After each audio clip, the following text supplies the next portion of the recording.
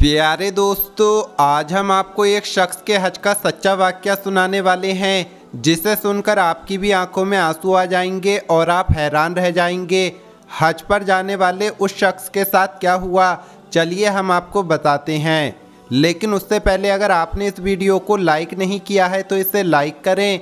अगर आपने अभी तक हमारे यूट्यूब चैनल को सब्सक्राइब नहीं किया है तो चैनल को सब्सक्राइब करके बेल आइकन भी दबा दें। तो चलिए शुरू करते हैं। दोस्तों, ये कहानी सईद भाई नाम के एक आदमी की है, जो हज करके वापस अपने मुल्क जा रहा था और जद्दा एयरपोर्ट पर बैठकर अपने हवाई जहाज़ का इंतज़ार कर रहा था, जबकि उसके साथ एक दूसरा हाजी भी बैठा हुआ था। दोनों हज अदा करने के बाद वापस वतन जाने वाले हाजियों में शामिल थे। अचानक सईद के साथ बैठे हाजी ने लंबी सांस ली और अपने बारे में बताने लगा।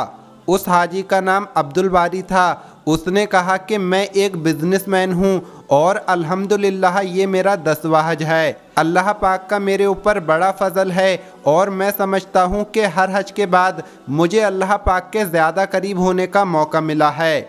इतना कहकर अब्दुल बारी खामोश हो गया और सईद की तरफ देखकर उसके जवाब का इंतज़ार करने लगा।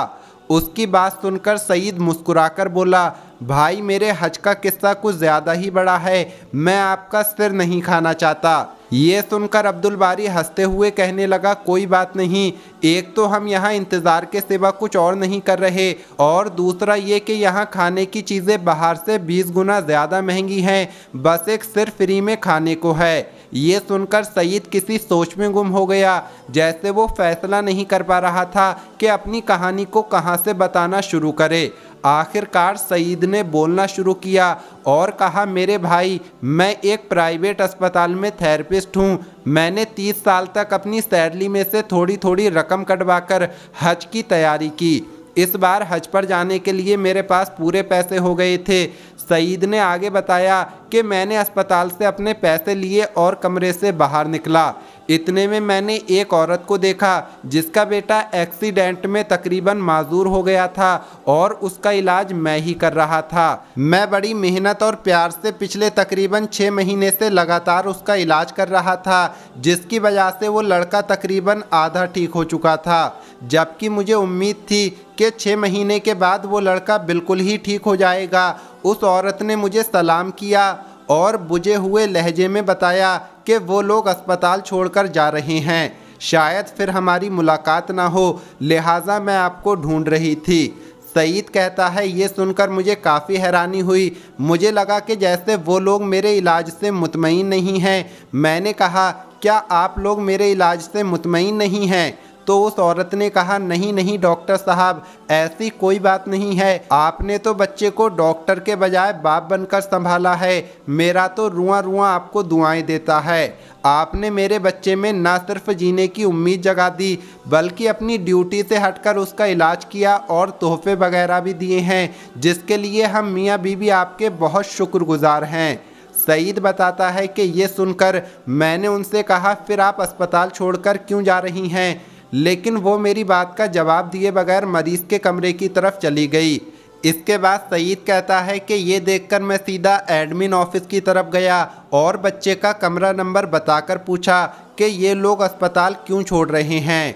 तो मुझे पता चला कि वो अस्पताल छोड़ नहीं रहे, बल्कि उनको कमरा खाली करने का नोटिस दे दिया गया है। लड़के का बाप जॉब से निकाल दिया गया है, जिसकी वजह से वो लोग अस्पताल के खर्च देने के काबिल नहीं हैं, लिहाजा उनको कमरा खाली करने का ऑर्डर दे दिया गया है। सईद कहता है कि ये सुनकर मैं वहाँ से मैनेजर साहब के ऑफिस में गया और उनसे सिफारिश की कि बच्चे को इलाज जारी रखने की इजाज़त दी जाए। मेरी बात अभी पूरी भी नहीं हुई थी कि इतने में मुदीर, जो कि मैनेजर था, जो अस्पताल का मैनेजर था, उसने कहा कि सईद, ये एक प्राइवेट अस्पताल है, कोई चैरिटी इदारा नहीं है। यहाँ वही इलाज करवा सकता है जो पैसे खर्च करने की ताकत रखता है। मुदीर का ये जवाब सुनकर मैं जैसे ही मुड़ा तो मेरा सीधा हाथ मेरी जेब से टकरा गया, जिसमें मेरे हज के पैसे रखे हुए थे। ऑफिस से निकलकर मैंने आसमान की तरफ देखा और कहा कि ए अल्लाह, तू अच्छी तरह जानता है मुझे तेरे घर आने का किस कदर शौक़ है اور اب جب کہ میرا خواب ایک حقیقت بننے والا ہے تو اس بچے کی زندگی کا سوال کھڑا ہو گیا ہے۔ اے اللہ، میں مجبور ہوں مگر تو بے نیاز ہے۔ میں حج پر نہ آ سکا تب بھی مجھے اپنے فضل سے محروم مت کرنا۔ سعید کہتا ہے اس کے بعد میں نے اس بچے کے اگلے 6 مہینے تک کے پیسے جمع کر کے ان کے اسپتال سے نکلنے کا آرڈر کینسل کرا دیا، یعنی اس بچے کے 6 مہینے کے پیسے سعید نے جمع کر دیے۔ الحمدللہ میرا دل سکون سے بھر گیا تھا، لیکن حج پر نہ جانے کی کسک اپنی جگہ تھی۔ یہ سن کر دوسرا حاجی جس کا نام عبدالباری تھا، جو سعید کی بات سن رہا تھا، وہ کہنے لگا آپ نے اپنے حج کے پیسے اس بچے کے علاج کے لیے دے دیے تو آپ حج پر کیسے آ گئے؟ یہ سن کر سعید بھائی نے کہا کہ جب میں گھر آ کر لیٹا تو حج کے مناسک کا ایک ایک منظر میری نظروں میں گھوم رہا تھا۔ میں نے کئی بار بیت اللہ کا خیالی طواف کیا تھا، کئی بار مجمع کے ساتھ اپنی آواز ملا کر ان کا حصہ بن گیا تھا۔ پتہ نہیں کب میری آنکھوں سے آنسو بہنا شروع ہو گئے اور میں بہتے آنسوؤں کے ساتھ ہی سو گیا۔ میں نے دیکھا کہ میں بیت اللہ کا طواف کر رہا ہوں اور لوگ مجھے میرا نام لے لے کر حج کی قبولیت کی بشارتیں دے رہے ہیں۔ وہ کہہ رہے ہیں اے سعید، اللہ نے تیرا حج قبول کر لیا، ہمارے حج کے قبولیت کے لیے بھی دعا کرو۔ سعید کہتا ہے کہ اسی کیفیت میں میرے فون کی گھنٹی نے مجھے جگا دیا۔ فون پر اسپتال کا مینیجر تھا جو کہہ رہا تھا کہ اسپتال کا مالک حج پر جا رہا ہے، وہ اپنے خاص معالج کے بغیر کبھی نہیں جاتا، مگر اس دفعہ اس کے معالج کی بیوی شدید بیمار ہو گئی ہے، جو بیوی کو اس حال میں چھوڑ کر باس کے ساتھ حج پر نہیں جا سکتا، لہٰذا آپ کو ان کے ساتھ بھیجنے کا فیصلہ کیا گیا ہے۔ آپ اپنے ضروری کاغذات اسپتال کے ایڈمن آفس میں پہنچا دیں۔ سعید کہتا ہے میں نے سب سے پہلے تو شکرانے کے نفل ادا کیے، پھر کاغذات آفس والوں کے حوالے کیے۔ یوں اللہ پاک نے مجھے اپنے گھر بلانے کا انتظام کر دیا۔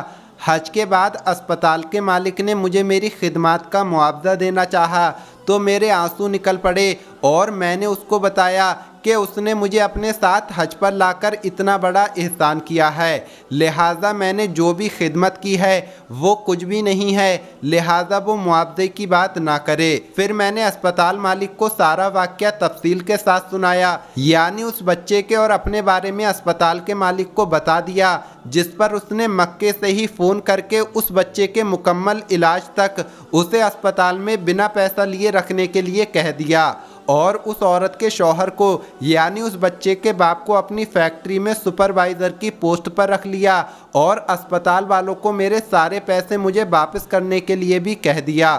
یہ واقعہ سن کر عبدالباری کی آنکھوں میں آنسو جاری ہو جاتے ہیں۔